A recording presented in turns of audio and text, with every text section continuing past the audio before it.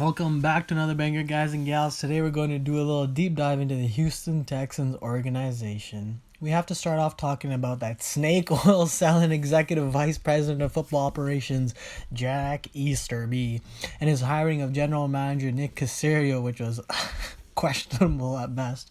Then we can end with why they need to hire Bienemy as their next head coach if Texans want to keep their franchise quarterback happy.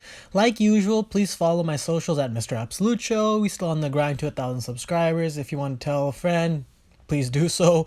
That'd be much appreciated. It's been a tough time, but we're gonna bang out these videos, you know what I'm saying? Recording ain't stopping me, baby. Let's go. Let's get into this. So there was a great article wrote by Sports Illustrated that really did a deep dive into Jack Easterby and his rise in the NFL. Obviously, I'm not gonna say everything in the article, but it is worth the read. I'll try to put it in the description, but it's a long article, so I'll just try to summarize it for you guys just a little bit.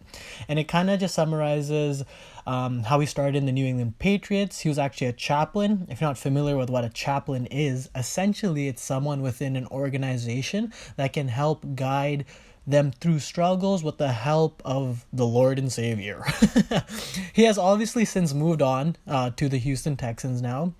And he's the main reason why they hired the Patriots at that time offensive coordinator, Billy O'Brien, but we'll just call him Billy O'Stooge. And after they fired their GM, Billy O'Stooge became the head coach and GM. Obviously, that didn't work out. And Jack Easterby is actually the reason that DeAndre Hopkins got traded.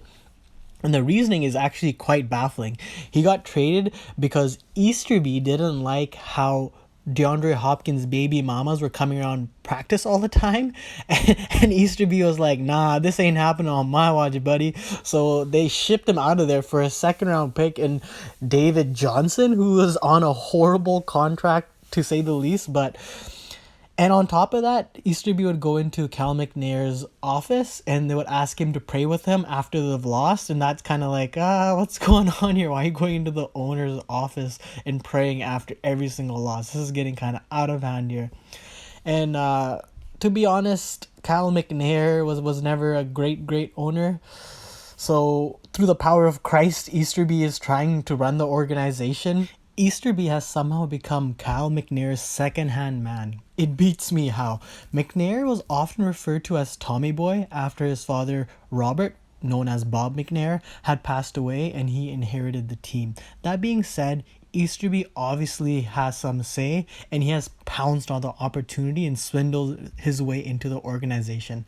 Now, Easterby has hired yet again another Patriot personnel, Nick Caserio. Even though the committee Cal McNair had put together had suggested that they hire Omar Khan from the Steelers, Easterby took McNair on a private jet the day before that they were even supposed to see Nick Caserio and went to his house and made him the next GM. That's where things with Deshaun Watson really broke off, and specifically that's when he felt betrayed because Cal McNair had told Deshaun that, hey, you were going to be part of this process no matter what. Now that you know some backstory on what's going on within the organization, let's move on to hiring of the head coach.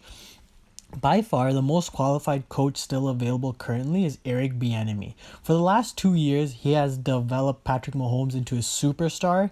He has developed Travis Kelce into a superstar. He has developed Tyreek Hill into a superstar. You would think that all these players are superstars, but without Bienemy's guidance and help, they wouldn't be in the positions that they would be to make plays that they're making. So you have to really give him some credit. I know lots of people discredit Bienemy just because Andy Reid calls the plays. He's a real offensive-minded coach. But as we've heard from many players who have known Bienemy for a while, is that he's a leader of men. He's the type of guy you want to lead your organization, and that's exactly what the Texans need at this point. They need to get rid of all this BS that's going on behind the scenes from Easterby, McNair, and all this culture that they've developed, and they need someone that they can trust. The players need someone that they can relate with in telling them that the Lord is not happy with their performance and it's not the end of the world. They need someone that they can actually understand their lingo. And honestly, It's ridiculous that the Colts offensive coordinator got a job before Bienemy. One thing I must say is Bienemy has been interviewed for a plethora of amount of jobs and he has yet to land one. So I'm not saying Bienemy is the greatest. Clearly his interviewing skills need a little bit work and he needs to know what he's doing a little bit more in regards to how his game plan is going to be. But the truth is, the Texans don't have a first round pick for the next 4 years. They have an aging roster, and the only bright spot is Deshaun Watson, and he wants to be involved in the process, and he has made it clear that he wants Bienemy to be the next head coach. And if you're asking me, it's kind of unbelievable that the Texans are even thinking about and interviewing other head coaches currently when they need Deshaun Watson to be happy and they should just go after Bienemy no matter what. This is looking at to be potentially the worst team in the NFL. Worse than the Detroit Lions, worse than the Cleveland Browns, worse than the Jacksonville Jaguars, and that's saying a lot. Thanks again for watching another one of my videos. I hope y'all enjoyed my rant in regards to the Houston Texans and their culture that's crazy. Be safe, take care, and it's gonna be a good bye.